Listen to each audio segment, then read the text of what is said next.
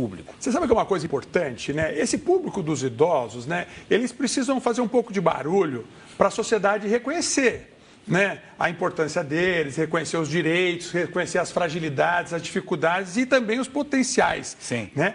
E você veja que o Covid ele tem um grande problema, né? Não se discute que nós estamos falando de uma situação muito grave, mas para o idoso ele está revelando muita situação do idoso que a sociedade não via.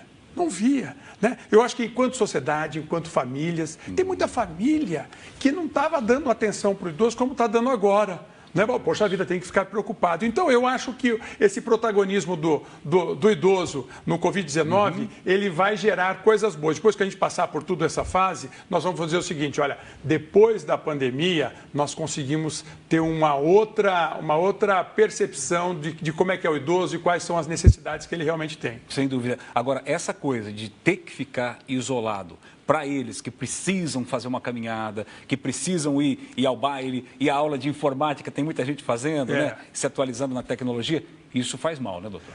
Você veja, né? A gente fica o tempo inteiro insistindo para que o indivíduo, para ele envelhecer bem, para ele ter saúde, para ele ter qualidade de vida, ele tem que sair de casa, tem que fazer tudo isso que a gente faz, né? Passear, namorar, fazer aula de informática, fazer aula de inglês, conversar com a vizinha, fazer um café junto com as amigas, juntar a família no domingo. Tudo isso faz tão bem para a saúde e agora a gente está pedindo para que as pessoas não façam nada. Então, esse isolamento social, ele tem um custo para a vida desse indivíduo idoso, tá certo? E do ponto de vista até de sociedade, né, ele também passa como sendo, assim, um peso, né? A gente tem que deixar bem definido isso. Peraí. Esse indivíduo, essa geração de pessoas mais idosas, trouxeram, elas que formaram essa sociedade, elas que colocaram coisas importantes, né? Uma cidade como Londrina, por exemplo, foi criada por toda essa geração de pessoas que estão idosas nesse momento. Elas não podem ser simplesmente considerar agora um indivíduo que é fator de risco, que custa caro para o sistema de saúde, que então ele tem que ficar trancado dentro de casa. Ele precisa ficar dentro de casa, ele não deve pegar o vírus, tá certo? Mas a gente tem que começar a refletir um pouco melhor sobre essa questão. Dá a impressão que foi dada uma sentença de morte para quem tem mais de 60 anos. Isso é muito ruim. Agora, sob o ponto de vista do organismo da pessoa, do impacto que o vírus tem no organismo dessas pessoas, né? Só o fato de ter mais de 60 anos já é mais suscetível ou não? Você coloca uma coisa muito importante, né? Então, assim, até por que esse grupo, né, que viveu mais, corre mais risco de morrer pelo vírus, de adoecer pelo vírus? Todo mundo tem a mesma chance de pegar o vírus. Todo mundo. Você viu que até recém-nascido pega o vírus. Então, todo mundo. Só que a presença do vírus, ela vai gerar para a gente uma resposta. Nós temos que brigar com esse vírus, tá certo? E a gente briga com a nossa imunidade, a gente briga com os nossos anticorpos. E este vírus, ele vai se localizar em órgãos importantes, como o pulmão, que é uma coisa muito importante. Aí que está a questão. O envelhecimento normal, esse mesmo que deixa o cabelo da gente branco, que deixa o nosso dente um pouco amarelo, que deixa a gente com um pouco mais de gordura. A musculatura A musculatura diminui. Esse envelhecimento também faz com que o nosso pulmão fique mais preso. Ele fica um pulmão mais duro. Ele fica com a quantidade de secreção um pouco difícil de controlar. Ele fica com a resposta imunológica, especificamente para vírus, um pouco diferente. Então, ele passa a ser uma presa mais fácil do que um indivíduo mais jovem. Mas você coloca uma coisa importante. Só a idade cronológica é o suficiente? Nós vamos ver gente com 70 anos, muito bem de saúde, e nós vamos ver gente com 50 anos, que não é idoso, e mal de saúde. Então, na verdade, a idade biológica, né, aquilo que a maneira com que você lidou com o seu corpo, a maneira com que você lidou com a sua saúde, isso depende de genética, mas depende muito de como você faz as coisas. Então, você veja que agora nós estamos pagando a conta, né? Por exemplo, os fumantes estão pagando caro pelo Covid-19, os fumantes. Os obesos estão pagando caro pelo Covid-19, tá certo? Os indivíduos que controlam mal o diabetes e controlam mal a hipertensão, os indivíduos que tinham até usando remédio demais, aqueles remédios que a gente usa por automedicação, pagam caro uma pandemia como essa. Então, você veja que nós não só quem paga caro é só quem nasceu mais cedo, tá certo? Quem lida pior com a sua saúde física. Sem dúvida. Gabriel, uma outra questão. Nós estamos chegando num período em que as doenças virais e também as doenças respiratórias se intensificam, não é? Principalmente nesse público. Você já tem uma preocupação natural quando vai chegar nessa época. Fala um pouco sobre isso. Então, sem dúvida. E isso é uma coisa importante. Se a gente tivesse conversado o ano passado, onde ninguém falava de Covid, nós íamos falar o seguinte, olha, abril é o início das infecções respiratórias. Seja o rinovírus, que dá um resfriadinho bobinho, seja o influenza, seja o H1N1. Você lembra como que nós sofremos uns 10 anos atrás, ou até antes, com o H1N1? Então, e isso vai gerar muito idoso no hospital, vai gerar muito idoso na UTI e vai, infelizmente, levar à mortalidade de alguns idosos. Tanto é que a infecção respiratória é uma causa importante de mortalidade. Sem Covid. Sem Covid, tá certo? Sem Covid. Por isso que nós já há mais de 20 anos fazemos a vacinação prioritariamente dos idosos. Até o E primeiro quando grupo. é que se faz? Em abril, tá certo? Então, existe esse fato. Este ano nós temos, além de tudo isso, nós temos o Covid. Então agora, o que nós vamos ver? Nós vamos ver gente com quadro de gripe, com febre, com tosse, vai ficar com medo de ser o Covid e nós vamos ter que separar. O que é influenza, o que é H1N1, o que é resfriado simples, tá certo? E o que é Covid. Tá certo? Então, você veja que essas infecções respiratórias que a gente vai ter todo o inverno, elas vão chegar junto agora. Por isso que a vacinação é importante, a gente tem que chamar atenção para isso. O Londrina está de parabéns, porque fez uma vacinação do grupo prioritário, que são os funcionários, os profissionais da saúde e os idosos, de maneira bastante efetiva. Exato. E aí, quanto mais gente a gente puder vacinar, melhor. Porque, infelizmente, para o Covid nós não temos vacina por enquanto. Exatamente, infelizmente. A gente sabe que os ambientes fechados, né, são favoráveis, né, e aglomeração de pessoas em casa, dentro de casa. Aliás, a Organização Mundial de Saúde, na semana passada, se não me falha a memória, ou no começo dessa semana,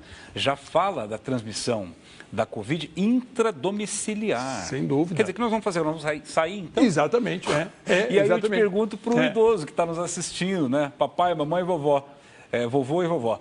E aí, o que eu faço? Fico em casa e pego gripe, fechado, saio, pego Covid, Você veja que é o seguinte, o vírus ele só sobrevive se ele entrar dentro da célula da gente.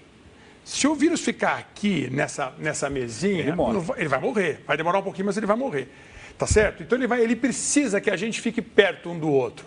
No inverno a gente fica de janela fechada, nós ficamos todo mundo junto, a gente fica em ambientes mais aglomerados. Sim. Então, por isso que os vírus aparecem neste momento, tá certo? Sim. Aí você coloca o seguinte, então, agora nós vamos levar o vírus para dentro da casa da gente. É verdade, é verdade. Por isso que aquela história assim, olha, se a gente libera as escolas muito cedo, numa fase em que nós estamos tendo uma grande contaminação, essas crianças vão se contaminar na escola e vão levar para dentro de casa.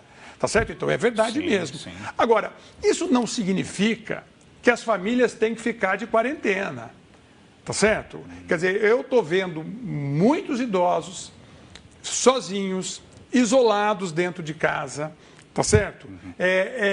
E porque num isolamento afetivo importante. Isolamento afetivo, ele é muito grave, tá certo? Então nós temos que tomar isolamento afetivo? É o indivíduo que não tem um vínculo afetivo, né? O indivíduo que não tem a relação com as pessoas. E isto é remédio. Isso é remédio. Você veja quantas vezes a gente viu uma história de uma senhora que vivia com doença, vivia com depressão, tinha problemas para controlar a pressão arterial, começa a participar de um grupo de idosos, acabou tudo isso. Exato. Então você veja como é importante, terapia, né? Como encontrar com as pessoas é remédio, né? E aí a gente vai ter que ter essa dificuldade. Agora, é uma discussão isso para as famílias, né? Quer dizer, como é que nós vamos manter o afeto sem estar grudado? Então, assim, a avó pode ver o neto? Pode ver, gente. A 2 metros de distância, sim, você pode. Só não pode abraçar o neto, você não pode ficar beijando o neto. Neste momento, deixa todo esse beijo guardado para agosto, né? Exatamente. Não é verdade? Deixa o beijo guardado, o abraço guardado. Agora, veja, faz diferença. Muitas vezes usar a tecnologia também pode ajudar. E né? aí tem um detalhe, nem todos dominam a tecnologia. Nem todos têm como fazer uma videoconferência, uma ligação via WhatsApp, sem dúvida, vídeo. Sem dúvida. Não tem como fazer isso. E aí agrava isso que o senhor está falando. Agrava, exatamente. Então, assim, eu estou vendo casos exagerados de isolamento social, onde o indivíduo fica no isolamento afetivo também. Então, tem cidade que até proibiu o idoso de até na padaria, no mercado, comprar um pão. Você veja, né? Isso é um absurdo, né? Isso é um absurdo. Eu sou completamente contrário a isso. Por exemplo, se um supermercado acha que o idoso não pode entrar ali, ele que faça um horário onde o idoso tenha prioridade de entrar e diz, olha, este horário é só para você. Sim. Tá certo? Entendeu? Isso é uma coisa importante. Agora, a gente não pode simplesmente discriminar. E outra coisa, transformar o indivíduo em culpado. Não é transformar o indivíduo culpado, é você dizer o seguinte, doutor, eu fiquei doente aí, qual foi a minha culpa? Né? Ou então transformar um filho em culpado, um neto em culpado. Então a gente tem que tomar muito cuidado quando para ver assim, os efeitos colaterais de todo esse movimento. Né? Eu acho que daqui a uns 6 meses nós vamos estar conversando sobre isso, sobre o que essa pandemia mudou na nossa sociedade, mudou no nosso comportamento. E essa questão do idoso, quer dizer, que mexeu, né? Quer dizer, de novo eu vou insistir, essa pandemia revelou que existe uma porcentagem de pessoas idosas que vivem na sociedade e que tem uma vulnerabilidade maior. Sim. E eu quero chamar a atenção para um outro tipo de idoso, porque não é só o indivíduo ser idoso. E aquele idoso que está numa instituição asilar? Esse é o problema. Este é um problema seríssimo. Aliás, tem 10, 20, 30 idosos em instituições assim, em asilos, convivendo lá juntos. Exatamente. E se o vírus entrar numa instituição como essa, todas as pessoas ali são vulneráveis. Então, você vê que é uma coisa importantíssima. E a instituição asilar, e nós temos ótimas instituições asilares aqui na nossa região, e que vão trabalhar com muita gente e muitos funcionários vão entrar. Tá certo? Então, assim, você veja que a grande preocupação. Até agora nós não tivemos o problema que, por exemplo, os Estados Unidos teve, a Inglaterra teve, de instituições asilares onde 80% das pessoas tiveram o Covid.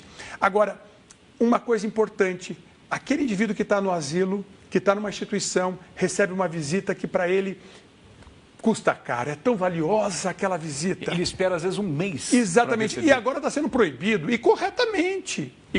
Sim, dentro do ninguém pode vivendo, visitar ninguém numa instituição asilar. Mas nós temos que reconhecer isso. A sociedade precisa ver isso. E precisa entender o seguinte, você veja como essa visita fez muita falta. E eu insisto uma coisa, quantos filhos estão de quarentena há vários anos em relação aos seus pais? Sem doença nenhuma. Sem doença nenhuma. Quantas famílias estão longe dos seus idosos há muitos anos sem doença nenhuma, sem vírus nenhum? E né? causando nele um problema, causando nele sem dúvida, sem dúvida. Então eu chamo isso das nossas quarentenas, né? Das nossas quarentenas, né? Nós estamos distantes de muitas coisas há muito tempo. Que coisa. Né? Dentro da nossa família, né? Sem dúvida. Às vezes a gente não olha. Ah, não, eu ia essa semana, não vou mais. Eu tenho pais que moram em outra cidade. Então, já é uma dificuldade natural você sabe, se organizar para ir uma vez por mês, ou às vezes uma vez a cada 2 meses. Já é difícil. Agora está um desespero. Passou a Páscoa, a gente não conseguiu ver os pais.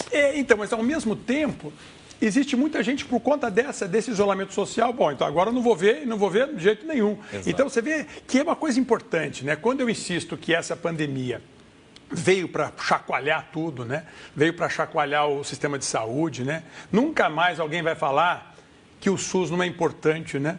Nunca mais ninguém vai falar. O Brasil, inclusive, está diferenciado. Exatamente, no mundo, né? exatamente. E muito dessa curva que a gente tem uma diminuição da nossa curva até nesse momento é por conta do sistema público.